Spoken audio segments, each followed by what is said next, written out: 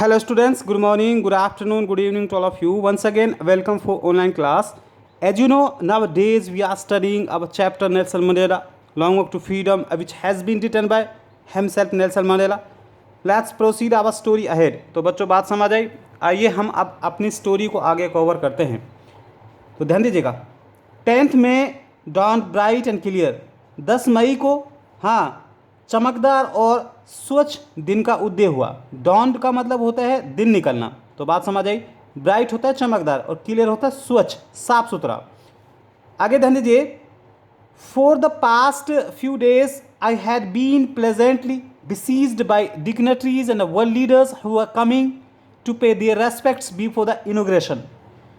पिछले कुछ दिनों से मैं प्रसिद्ध लोगों के द्वारा और जो विश्व के नेता थे उनके द्वारा सुखद रूप से मैं घेरा हुआ था। हाँ, यानी कि मैं इनके बीच में था। प्लेजेंटली होता है सुखद रूप से, और बिसीज्ड मैंने घेरा हुआ। डिग्नेटरीज क्या होते हैं? प्रसिद्ध लोग। आगे ध्यान दीजिएगा, who were coming to pay their respects before the inauguration, जो समारोह से पहले, उद्घाटन से पहले अपना अपना सम्मान प्रकट करने के लिए आए हुए थे। हाँ, वर कमिंग मैंने आए हुए। आगे ध्यान दीजिएगा, the inauguration would be the largest gathering ever of international leaders on south Africa soil. जो इनोग्रेशन था, उद्घाटन था, वो साउथ अफ्रीका की धरती पर अब तक का अंतर्राष्ट्रीय सबसे बड़ा क्या था? गैदरिंग था, जमावड़ा था।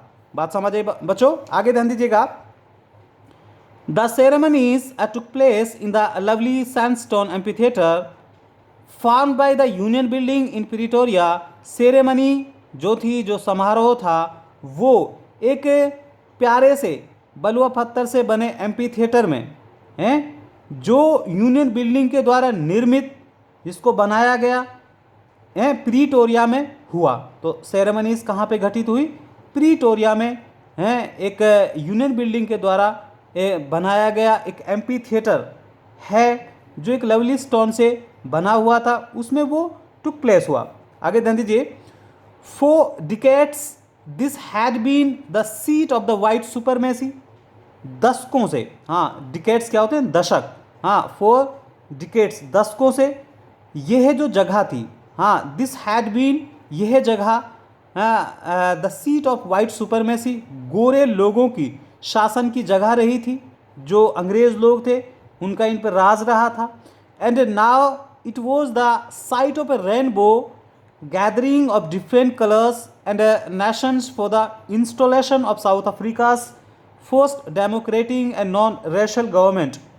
अब यह है, यानी कि जो ये जगह थी, अब यह है साउथ अफ्रीका की प्रथम लोकतांत्रिक और गैर जातीय सरकार की स्थापना के लिए, हाँ भिन्न भिन्न रंगों और राष्ट्रों की एक इंद्रधनुष्य जो गैदरिंग थी, जो ये जगह थी, अब ये इनकी जगह थी। तो बात समझिए बच्चों। आगे ध्यान दीजिएगा, on that lovely autumn day, यहाँ एन साइलेंट होता है, हाँ उस सुंदर से पतझड़ के दिन, I was accompanied by my daughter जैनानी।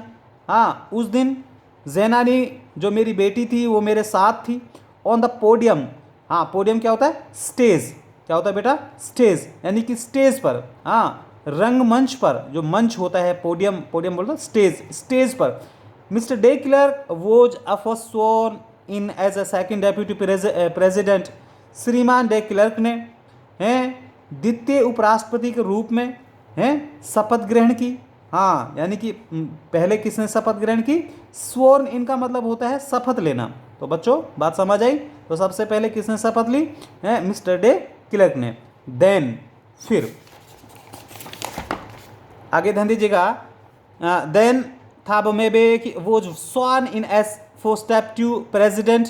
फिर थाबो म्बेकी ने प्रथम उपराष्ट्रपति के रूप में शपथ ली। When it was my turn, जब मेरा टर्न था, जब मेरा नंबर था। हाँ, कौन कह रहे हैं?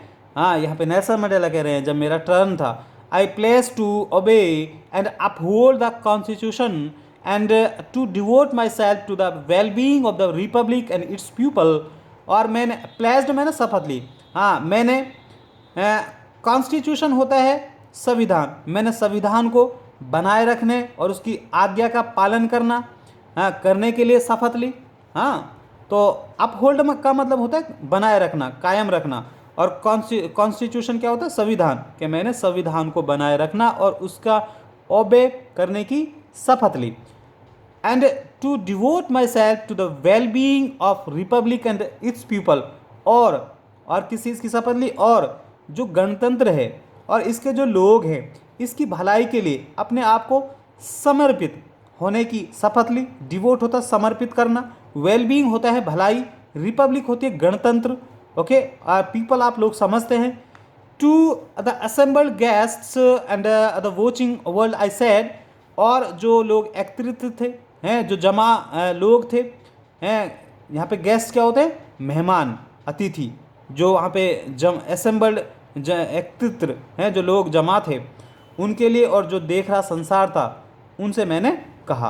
तो बच्चों बात समझ आई, मैं आशा करता हूँ कि यहाँ तक आपको अच्छे से ये पैराग्राफ समझ आया होगा। Thank you.